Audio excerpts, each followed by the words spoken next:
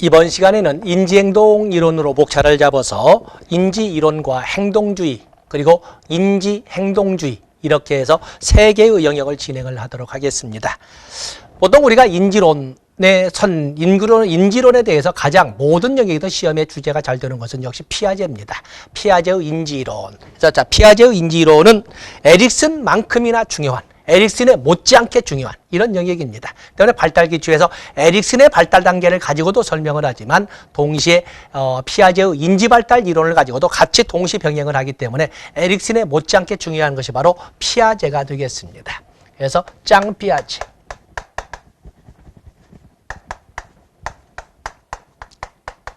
장 피아제의 인지 발달 이론을 이렇게 접근해 보시면 장 피아제의 인지 발달 이론을 보면은 장 피아제의 인지 발달 보통 이 개요라고 본다면 여기를 인지를 뭐라고 피아제는 설명을 하냐면 인지 또는 인지 기능이라고 하는 지능이라고 하죠. 인지 기능 이런 것을 환경에 적응하려는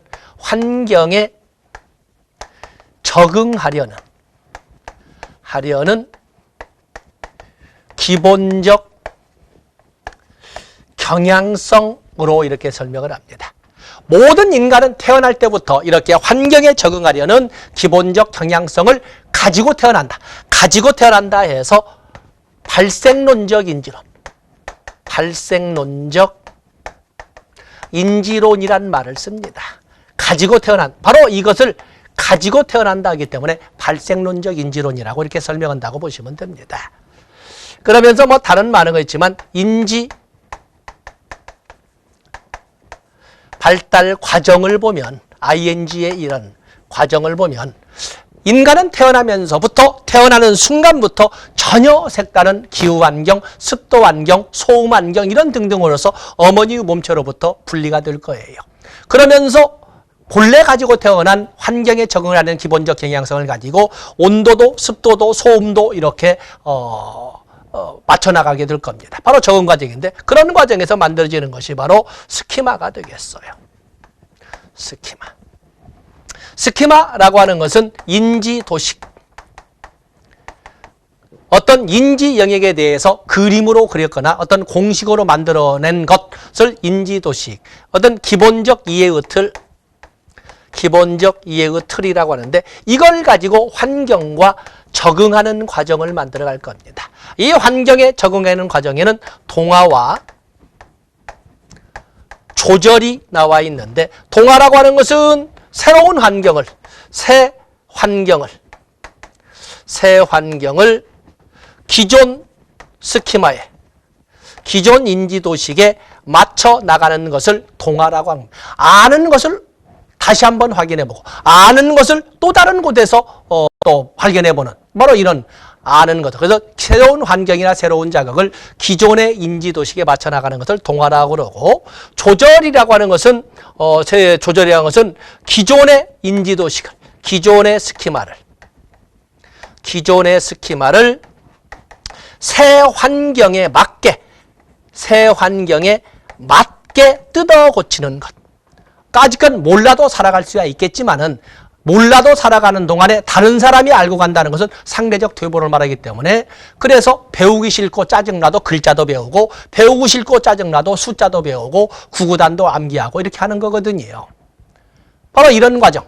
그렇기 때문에 실질적으로 이 동화라고 하는 것은 인지발달의 양적 팽창의 개념인데 비해서 조절이라고 하는 것은 인지발달의 질적 변화의 개념으로 설명할 수 있습니다. 그렇기 때문에 사실은 어쩌면 고통스러운 과정을 통해서 공부를 한다, 학습을 한다라고 하는 것은 조절의 과정을 거치는 겁니다.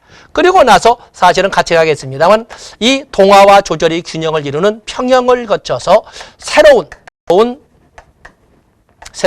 스키마를 만드는 과정을 계속 바로 이 스키마에 대해서 바로 동화 조절 평형 스키마 3, 동화 조절 평형 스키마 4 이것이 어떤 때는 아주 0.0001초 사이에 이루어지기도 하고 어떤 경우에는 수년에 걸쳐서 이루어지기도 하는 겁니다. 바로 이런 과정. 인간은 누구나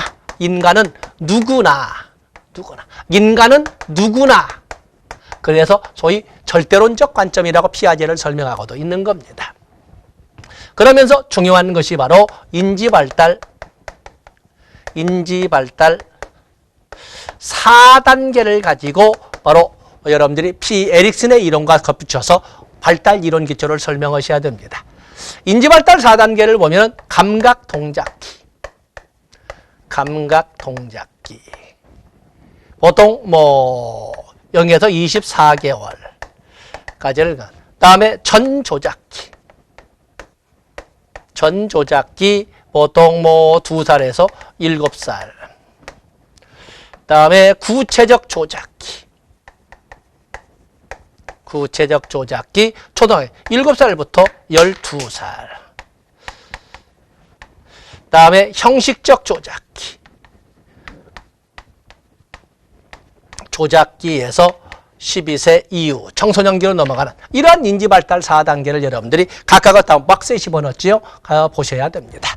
자, 여러분들 교재를 보세요. 거기 보시면은 스키마 이렇게 나와 있지. 스키마가 주요 도식에서 위에 배경 보시되 스키마를 보시면은 도식 유기체 속에 있는 인지의 구조적 측면으로 유기체가 생활 환경에 대하여 어떻게 반응할 것인가를 결정하는 이해의 틀을 말한다. 일생에 걸쳐서 질적, 양적 변화가 나타나게 된다. 다음에 적응 과정은 동화와 조절로 설명할 수가 있는데 동화.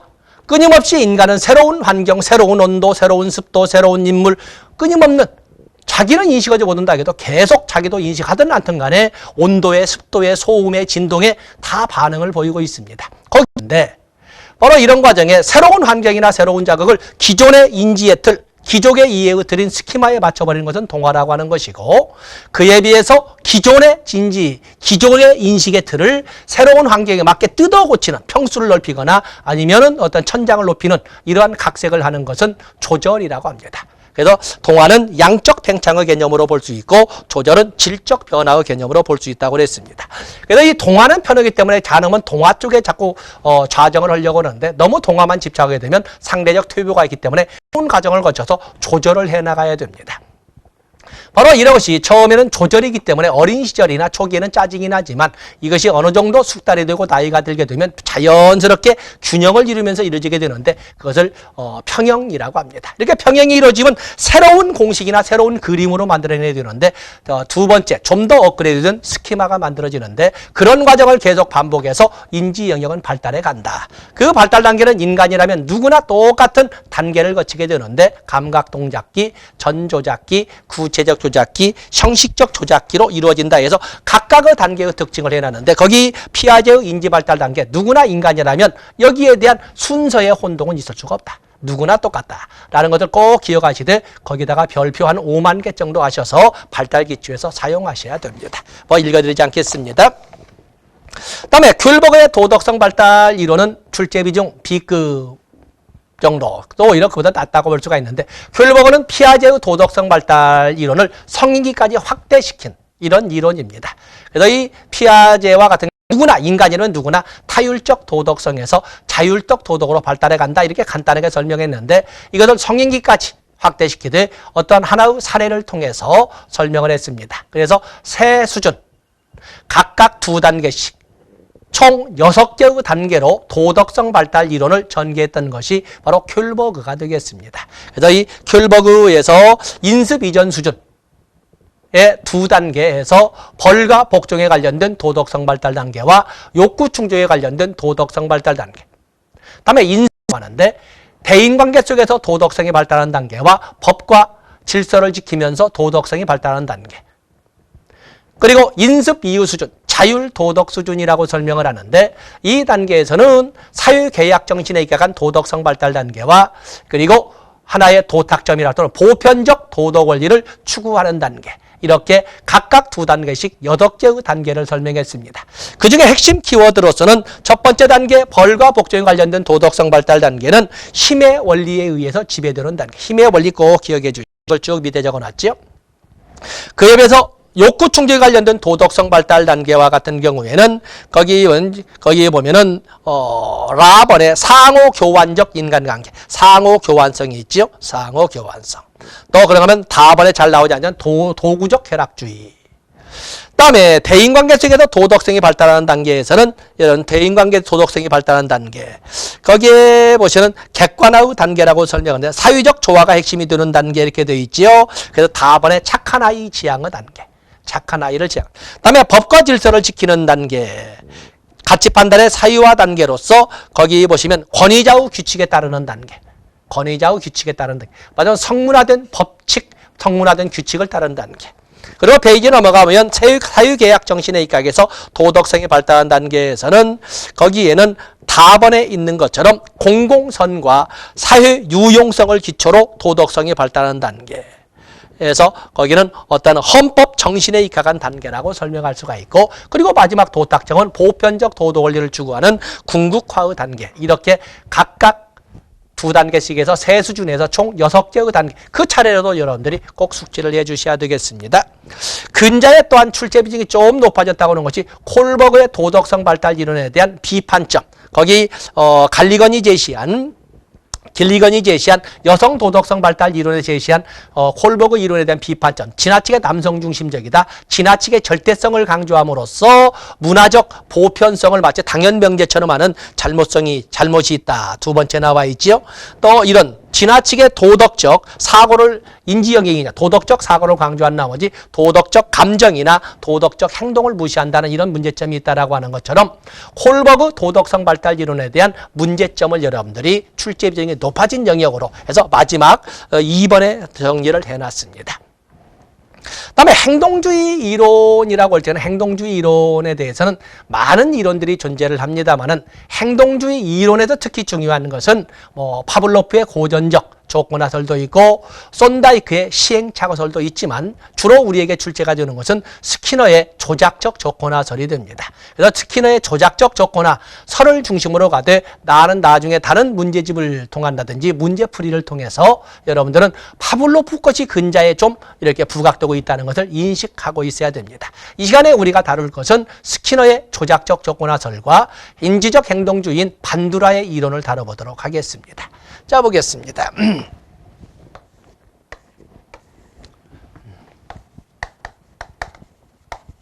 스키너의 조작적 조건화설.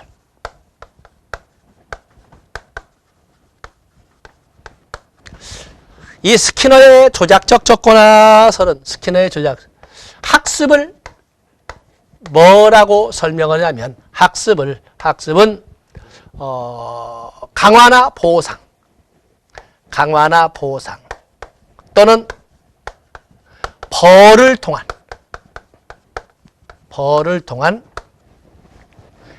줄 바꿔서 행동의 변화라고 설명을 했어요. 스키너의 조작적 조건화설을 포함한 행동주의는 보통 실제로는 입장에 있습니다.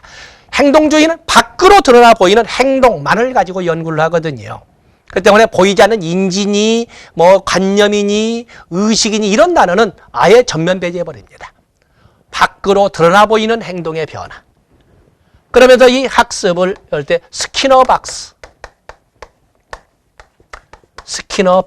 실험을 하는데 싸잡아서 스키너 박스라고 합니다. 보통 비둘기 또는 쥐 또는 고양이 등으로 이렇게 실험을 합니다. 보통 비둘기 상자 실험이라고도 합니다. 비둘기 상자 실험이라. 여기에 특징을 보면은 파블로프의 고전적 조건화설과는 달리 여기는 아령 조건화설입니다. 스키너의 왜 아령이라고 하냐면 행동주의 심리학에서는 학습이라고 하는 것은 환경으로부터 주어지는 자극, 환경으로부터 주어지는 스티뮬러스에 의해서 학습자가 밖으로 보여지는 행동, 리스폰스로 나타난다고 학습을 이렇게 설명을 합니다. 파블로프의 고전적 조건화설은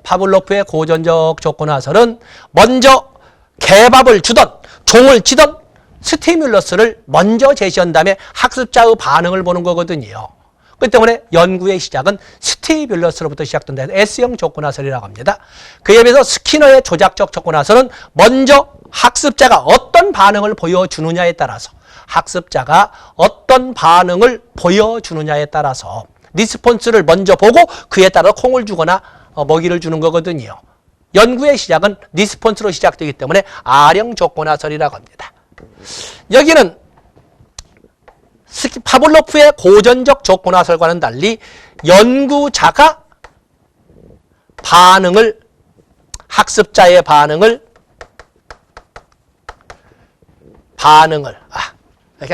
그냥 바로 스키너만 쓰겠습니다. 파블로프의 고전적 조건화설은 연구자가 개밥 주고 반응인 침을 흘리도록 아니면 종치고 반응을 보이도록 연구자가 반응을 뽑아냅니다. 그러나 스키너의 조작적 조건화설은 학습자 스스로가 반응을 방출합니다. 학습자 스스로가 반응을 방출하는 방식으로 이렇게 합니다. 학습자 스스로가 반응을 방출하는. 또 스키너의 조작적 조건화설을 이렇게 보면은 학습자를 능동적 존재로, 파블로프의 고전적 조건화설은 학습자를 개밥 주니까 침이나 흘리는, 종치니까 침을 흘리는 이렇게 수동적 존재로 보지 않고 학습자를 능동적 존재로 인식합니다. 모든 행동을 파블로프의 고전적 조건화설은 모든 행동을 조건반사, 여튼 뭐냐면 쫄쫄 굶은 개가 개밥을 보고 침을 흘리는 것은 자연생리적이라고 설명하는데, 여기는 어떤 목적은 무의식적 이런 행동이라고 하는데, 여기는 모든 행동을 목적적, 의도적 행동으로 인식을 합니다. 의도적 행동으로 이런 특징을 가지고 있습니다. 자, 이것도 중요하죠. 진정 중요한 것은 도대체 보상이나 강화 또는 벌을 통한 도대체 강화가 뭐냐, 강화와 벌.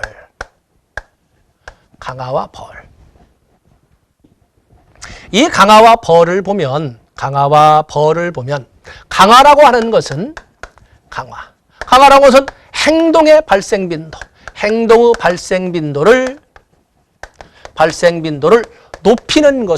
행동의 발생 빈도를 높이는 것을 강화라고 합니다.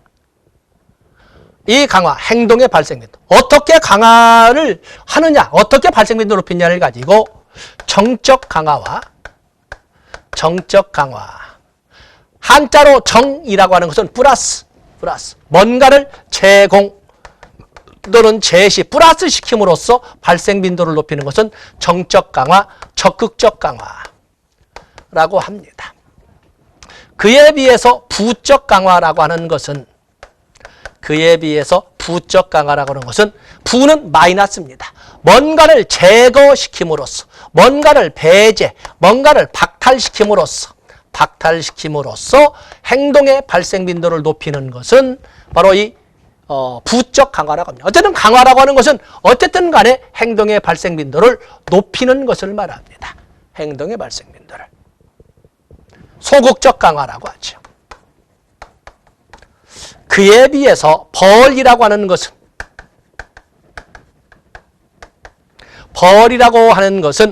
행동의 발생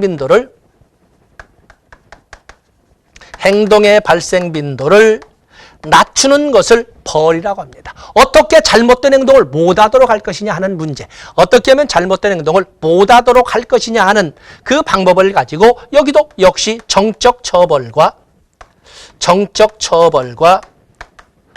부적 처벌로 나눠볼 수가 있는 것입니다. 자꾸 지각을 하는 잘못된 행동을 할 때 그 지각이라는 잘못된 행동을 못하도록 할 때 화장실 청소를 시킴으로써 정적 처벌이죠. 그에 비해서 자꾸 지각을 하는 에게 좋아하는 밥 먹을 기회를, 식사 시간을 뺏어버림으로써 지각을 못하도록 하는 것은 부적 처벌이죠. 부라고 하는 것은 플러스의 개념이냐 마이너스의 개념이냐라는 것을 가지고 설명하되, 강화는 어떤 방법으로든 간에 발생 빈도를 높이는 것을 말하는 것이고, 벌이라고 하는 것은 어떠한 방법을 수행하되 못하도록 하는 것을 말합니다. 바로 이걸 가지고 여러분 접근하시면 되겠습니다. 그러면서 또 하나 우리가 이제 교재로 볼 수 있는 것은 바로 이런 스케줄, 강화 스케줄은 어떤 때 더 효과가 있느냐를 보도록 하겠습니다. 자, 거기 보시면 파블로프 보시고, 그다음에 손다이크 보시되 스키너의 조작적 조건화설 보세요. 스키너는 강화나 보상을 통한 행동의 변화 과정을 학습이라고 보면서 자발적이고 의식적 행동을 강조한다. 5번에 스키너 박스 실험, 비둘기 상자 실험이나 뭐 이런 짐승 실험을 합니다. 고전적 조건화설과 조작적 조건화설 비교표 만들어놨죠. 보시고 강화 나와 있습니다. 강화는 적극적 강화, 소극적 강화 또는 정적 강화, 부적 강화로 이렇게 설명할 수가 있는데 강화 자극을 제시함으로써 반응의 빈도 증가를 유발하는 강화는 정적 강화. 맞아, 거기 제시함으로써 거기에다가 플러스라고 붙여놓으세요.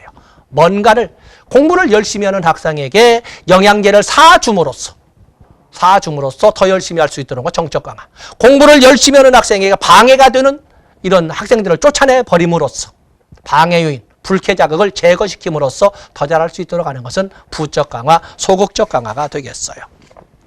또 그런가 하면은 벌이라고 하는 것은 페이지, 잘못된 행동의 발생 빈도를 낮추는 거. 어떻게 발생 빈도를 낮출 것이냐. 불쾌 자극을 자꾸 부과시킴으로써 못하도록 하는 것은 플러스시켰으니까 정적 처벌이라고 하는 것이고 그에 비해서 좋아하는 것을 뺏어버림으로써 못하도록 하는 것은 부적 처벌이라고 할 수가 있습니다. 그러면서 여러분들 거기에 강화 스케줄을 보시면은 강화 스케줄. 반응을 보일 때마다 보상을 해주는 것은 계속적 강화라고 하는 것이고 행동을 보인다 하더라도 바로바로 어떤 보상을 주는 것이 아니라 띄엄띄엄 하는 것은 간헐적 또는 단속적 강화라고 합니다. 여기 보면 우리가 고정 간격 강화, 고정 비율 강화, 변동 간격 강화, 변동 비율 강화. 변동은 또 가변이라고도 합니다. 가변 비율 강화, 가변 간격 강화 그러는데 자, 이 개념을 문장으로 보지 마시고 여러분들 고정, 픽스트라고 하는 단어는 정확한, 변동, 그러면 대략 또는 평균적으로 이렇게 이해하시면 됩니다. 비율이라고 하는 것은 개수나 횟수를 말하는 것이고 비율이라고 하는 것은 개수나 횟수를 말하는 것이고 그에 비해서 빈도라고 하는 것은 말하자면 개수나 횟수, 빈도를 말하는 것이고 간격이라고 하는 것은 시간을 말합니다. 여러분들이 뭐 집에서 보통 중국 음식을 시킨다든지 피자를 이렇게 시키게 되면은 뭐 거기에서 보통 상표, 토큰 시스템이죠. 상표를 주면서 거기에 보면은 10개를 모으면 뭘 더 주고 20개가 모아지면 뭘 더 주고 이런 것처럼 옛날에는 뭐 보통 주유소에서도 이제 그런 거 있지 않았습니까? 그렇처럼 정확하게 10개, 정확하게 20번 오면 뭐 이런 것처럼 또는 네트워크 사업이라고 하는 다단계에서도 정확하게 몇 개 팔아오면 정확하게 몇 명 데려오면 정확하게 하는 고정, 또 몇 명, 몇 개, 몇 번 이것은 고정 비율 강화가 되겠어요. 고정 비율 강화.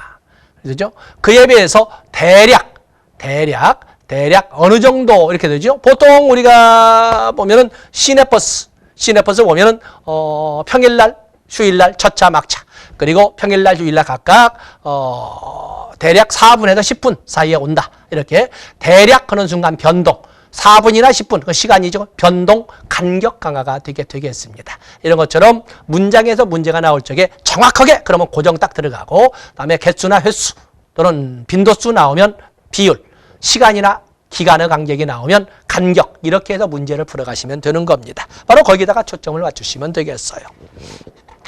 다음에 반두라의 사유학습 이론이 나와 있습니다. 반두라의 사유학습 이론. 자, 우리가 반두라의 사유학습 이론을 이렇게 보시면은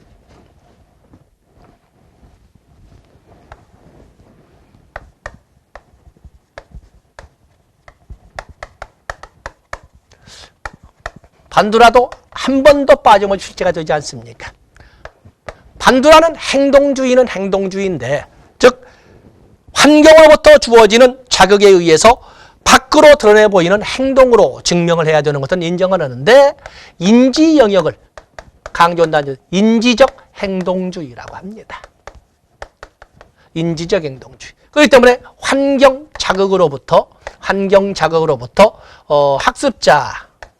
학습자의 반응이 나오는 것은 그대로 인정하지만 이런 기계적 SR의 접근을 말하는 것이 아니라 여기에 모든 인간의 행동에는 학습자의 인지 영역에 인지적 개입이 반영되어서 반응을 보여주는 것이다 라고 설명을 합니다. 바로 이것 때문에 행동주의에서 말한 것처럼 환경 결정론을 주장하는 것이 아니라 환경에 의해서 이렇게 기계적으로 R의 S에 의해서 R이 나타난다는 환경 결정론을 주장하는 것이 아니라 여기에는 상호 결정론을 주장을 합니다.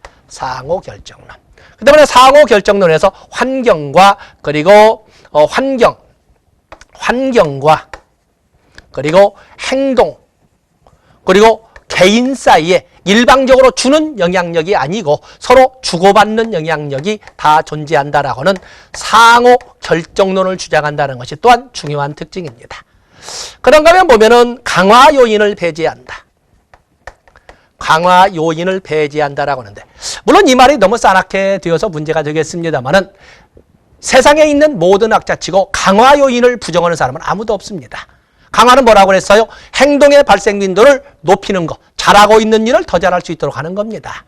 근데 여기는 뭐냐면 계제라고 말은 썼지만 이걸 너무 싸납게 강화가 없어도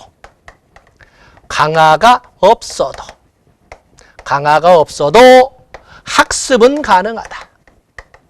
학습은 가능하다. 이 말이 바로 이것을 바로 우리가 관찰학습이라고 합니다. 강화가 없어도 관찰이나 모방만으로도 학습은 가능한 것이다 라고 주장했기 때문에 강화요인 배제라는 말을 이렇게 쓰고 있는 겁니다. 그러면서 관찰학습 4단계를 가지고 또한 출제를 하고 있지. 그 외에도 용어로 자기 강화, 자기 규제나 자기 조절, 또 자기 효능감 이런 단어가 나오면 무조건 이건 반두라로 가시면 됩니다. 어제는 한 문제 나오면 또 보자, 교재 보세요. 반두라 이렇게 나와 있지요. 반두라 첫 번째 강화 요인 배제를 썼습니다. 반두라는 인간의 행동이나 성격 결정 요인으로 사회적 요소를 강조하면서 환경 요인이니까 대부분 학습은 외적 강화가 없어도 관찰이나 모방의 결과로 이루어진다. 그래서 꼭 강화가 있어야만이 학습이 이루어진다는 스키너 중심의 행동주의에도 약간 이방인처럼 이렇게 설명을 합니다. 다음에 두 번째, 반두라는 인지적 능력을 중시하면서 인간은 자신의 인지 능력을 활용하여 창조적 사고를 하고 합리적 행동을 계획할 수 있다고 본다. 해서 바로 이게 인지적 영역의 개입을 당연한 것처럼 해서 인지적 행동주의라고 합니다. 그리고 4번에 보시면 3번에 관찰학습, 4번에 상호 결정론, 5번은 1번과 연결시켜서 설명해 보시면 됩니다. 그리고 주요 개념에서 여러분들이 볼 것이 3번의 자기조정 셀프 레귤레이션이기 때문에 자기규제, 자기조정, 자기조절 뭐 학자들마다 다 달렸으니까 셀프 레귤레이션이라는 영어를 같이 적어주시고 다음에 자기강화 스스로에게 어떤 보상을 받을 만한 마음이 뿌듯하면 스스로에게 보상을 함으로써 스스로의 역량을 강화시킬 수도 있다. 다음에 자기 효능성 아주 중요하고 다음에 반두라의 관찰학습 4단계 주의집중, 파지, 재생, 동기화 그리고 동기화에 의해서 반응이 나오는 그 4단계 꼭 암기해 주시되 바로 이걸 가지고 뭐라고 설명을 하냐면 밴두라의 인지적 행동주의는 학습 과정과 실행 과정, 학습 과정은 주의 집중, 파지, 재생, 그리고 동기화 수준까지를 학습 과정이라고 그다음에 실행 과정은 동기화 과정부터 같이 교집합 부분으로 해서 반응으로 도출되는 것을 실행 과정이라고 하는데 이렇게 학습 과정과 실행 과정을 분리하여 이론을 전개한다 그러면 반두라 이렇게 가시면 되겠습니다. 그러면서 자기 효능감 앞에서 개념 다시 보시죠. 위에 보시면 자기 효능감 뭐라고 되어 있습니까? 자신의 능력에 대한 자기 확신을 자기 효능감이라고 합니다. 자신의 능력에 대한 바람직한 효과를 산출하는 행동을 성공적으로 수행할 수 있다는 개인의 신념. 자신의 능력에 대한 자기 확신을 자기 효능감, 자기 효율성이라고 하는데 자기 효능감의 원칙을 다음 페이지에 정리를 했습니다. 자기 효능감은 성취 경험, 대리 경험, 또 설득, 각성 이렇게 네 가지를 들 수가 있는데 성취 경험이라고 하는 것은 자기 자신의 성공 실패의 경험, 대리 경험이라는 것은 타인의 성공 실패의 경험, 그 외에도 누군가의 설득이나 아니면 스스로의 깨우침을 통해서도 자신의 능력에 대해서 자신의 확신을 높게 가질 수도 있고 자신의 능력을 낮게 가질 수도 있다고 볼 수가 있는 것입니다. 그래서 자기 효능감은 별도로 출제될 수가 있어서 밴두라는 1을 넘어선 1.5의 범위로 출제 비중을 이렇게 설정하고 있는 것입니다. 자, 이렇게 해서 우리가 인지론에서 피아제의 이론과 큘버그의 도덕성 발달 이론 그리고 행동주의에서 파블로프도 있고 손다이크도 있지만 그냥 스키너를 통해서 파블로프를 가볍게 살펴봤고 그리고 반두라의 이론까지 해서 2.5를 같이 봤습니다. 자, 이 시간은 시간 관계상 여기까지 하고 다음 시간에 이제는 인지론과 행동주의를 같이 믹서시켜 이끌어가는 앨리스의 알리비티나 아론백의 인지행동치료, 또 인지행동이론, 그리고 로저스, 메슬로우로 연결되는 인본주의 심리학으로 진행을 하도록 하겠습니다. 고맙습니다.